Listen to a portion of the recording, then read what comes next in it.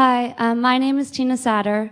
That's a song called I Can Try that Chris Giarmo wrote the music for, and I wrote the lyrics to. That was sung by Chris, Eliza Bent, Julia Cernafrust, and Jess Barbagallo, along with Emily Davis, who are all in Half Straddle. And Annie McNamara, who we love, has also sung that song with us too in our show Nurses in New England several years ago. I basically never stopped thinking about making work, and I'm sure almost everyone here can relate to the hustle and stress and the practical and existential uncertainties that come with that. A year ago, when I first gave a version of this talk, I had written, I've been thinking a lot lately in positive and negative ways, kind of obsessively, sometimes while crying, sometimes when I'm not crying, about making work. And I'm basically in the same place a year later, except I'm kind of just living in and adjusted to this unsettled state of constant questioning and thought. And despite what some people might think, I cry a lot less. The thoughts are about why I do this and to what end, and where does it fit in larger and smaller ways. What about performance do I actually love and feel is important to be a part of, and why? Why I feel so frustrated some of the time trying to do this, and other times feel like the luckiest person ever. And a year ago, when I essentially had a kind of emotional breakdown in relation to all this was also right when I had to show work at the end of an artist in residency period, and I didn't know what to do for that. And Jess suggested that I talk about this state I was in. She said, make your version of a Poetics talk like Aristotle about what you think performance should be and why. And of course, I was immediately like, that's really stupid. I'm not going to give some Schmoetics talk. But then I couldn't stop thinking about that idea. And I believe it's a worthwhile project, articulating as much as one can at a given moment why one makes the work they make, why you feel compelled to share it in a live context, why a company like we have, what is important to this pursuit.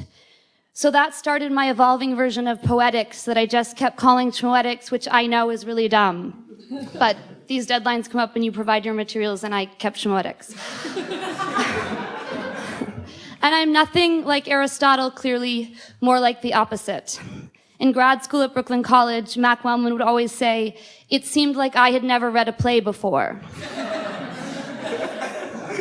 But we were both okay with that.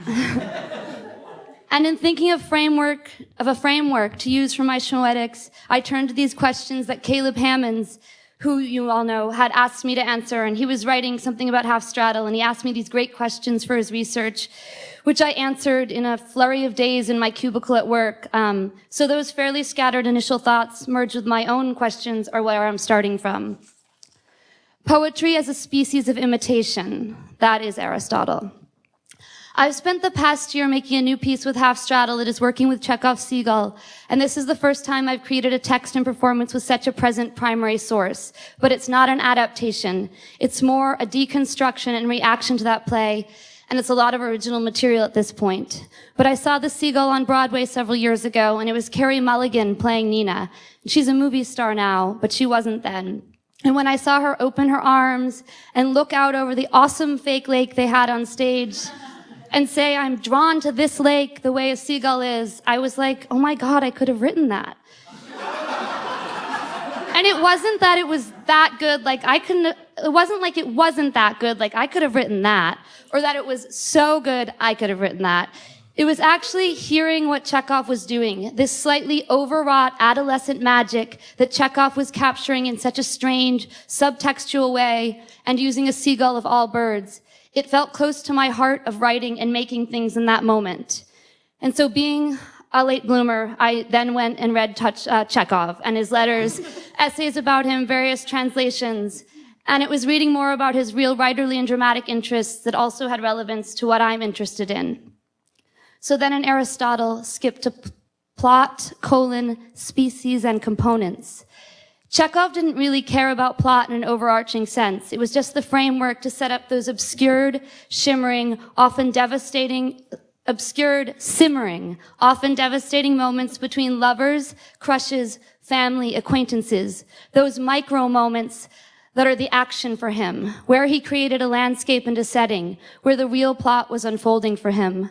Micro plots like that work for me. They feel so much more realistic to how things actually go. I've never cared about plot in a traditional way or known how to care about it or wanted to do it right. I don't want to make the opposite of what I want to make. I have to say, sometimes I just want to make the play that is inside my heart, because my heart's fucked up and complicated like anyone's. But sometimes I want to make that play and stage it there, like right there on a tiny stage inside my heart. But I know that's impossible. I had a meeting a while ago with a pretty fancy artistic director, and she said, "What's your work about? What are you trying to do?" And I said, "I'm trying to stage the impossible," which is the most embarrassing and general thing in the entire world to say out loud. So then I actually tried to send her brainwaves. I really did, so that she would get it. So she would maybe understand in her heart that I wanted to stage these specific, very special worlds, and it felt like the only place I could see them actually happening at that point was in my heart. I don't know. I think sometimes people do get it and are trying to do it too. This is something from Richard Foreman's book, Unbalancing Acts, which I still think remains a constantly relevant book for anyone making anything. Foreman writes, "My plays are an attempt to suggest that you can break open the interpretations of life that simplify and suppress the infinite range of inner human energies, that life can be lived according to a different rhythm, seen through changed eyes." Knowing his work, we know that it illustrates this attempt in a very straightforward fashion to this goal. Even if it operates in a superficially different manner than Foreman's, I think that this attempt is what art, and especially live performance, can and should do. I'm always trying to create these worlds or places or moments that feel close to what we know, but are tweaked at the edges and within, because that offness feels more real to me than a psychological mirror of the regular rhythm. And seeing or feeling something we could not have accessed in any other way is the reason I think we try to make anything or see art in the first place, to find a laboratory for that constant quest to translate what is inside us, or we think we know, or we want to know. A kind of contextual frame for trying to be alive that relies on form and aesthetics and possibility. This sense of what is possible that the methods of theater and live performance can model for us is important to so many things that have nothing or everything to do with theater and performance. Certain kinds of work, highly technical or brasher approaches, can capture these concepts very immediately and viscerally, and sometimes can be quite affecting. What I'm always trying to do is create just on the stage with the text and the performers and our music is a delicate endeavor of this. I am interested in the possibilities and the small things that are actually the big things, the female things, the queer things, the things we don't know are queer, seen through slightly or very off eyes, to go under, around, and next to things we know and unearth the odd corners, the secret palpitating heart, the perfect stupidness that is actually the amazingness, and the humor and awkwardness inherent to the attempt of live performance, because if not here, where?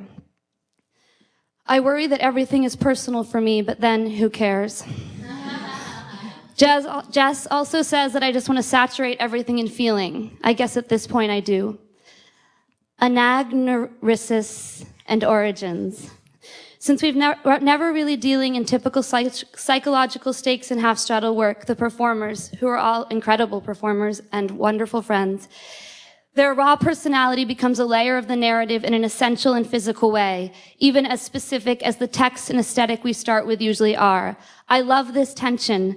It's my favorite thing about seeing any work, I think, when it hits a perfect, tight looseness, where you see the rigor of what has been worked on and planned, inhabited by these real people that you probably love, actually being themselves within this frame to make something we've never seen before that holds. My whole life I played sports, and that's where theater feels in the best way like sports to me, those worked-for moments of possibility.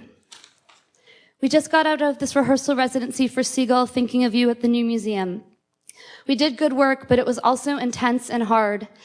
And one day as I'm talking to myself and scribbling like an insane person in the corner and driving Chris totally crazy, fact, I looked up and saw a spontaneous group hug happening with the whole cast. That is everyone here, as well as Susie Sokol and Becca Blackwell. They were in their own world and they looked really happy. And I thought, well, I've achieved that. We've created a weird, pervy field hockey team / family. Because that's what a spontaneous group hug means. And that is at present what I know. The final part of this manifesto is from a play we've never done called Congratulations, Brian. And it's about New Mexico and Navajo ghosts called skinwalkers and trailer parks. Thank you for listening.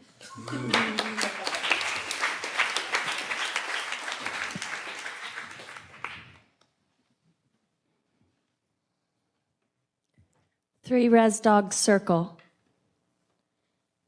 They've got huge balls, but they're separate, no spirits in them. Every morning I pack up that cooler of coffee. I grab a cheese stick. I walk to the corner. I take a left at the light. One ankle next to the other. But at night, under these stars and the road with its yellow line, I think of all of them, of all of the rest, and that this is where I am. This is an okay place for going around, and there is something real that stays, the deepness that no one ever really understands, but you always feel out here. The hum, you know, and the skinwalkers, those kind of ghosts. I mean, why do you think they return? You haunt what you miss. And sadness, it runs off with them. If you listen here, in this place, there's a layer that's connected to the other side.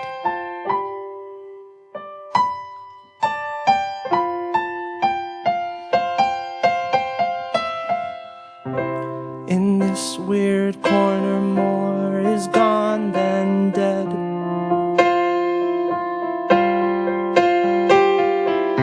In this weird land, more is implied than said. In this space,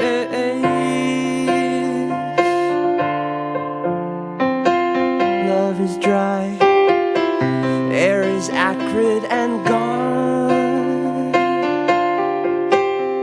Adobe seals the sky.